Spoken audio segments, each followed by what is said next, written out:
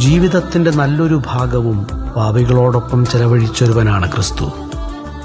ഒറ്റുകൊടുത്തവനെയും ഒറ്റപ്പെടുത്തിയവനെയും ഒരുപോലെ പരിഗണിച്ച ഈശോയുടെ മാധുര്യമുള്ള ഹൃദയമേ, എന്റെ സ്നേഹമായിരിക്കണമേ.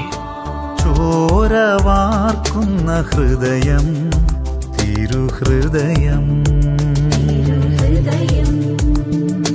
മുറിവുണക്കിയിടുന്ന ഹൃദയം, തിരുഹൃദയം,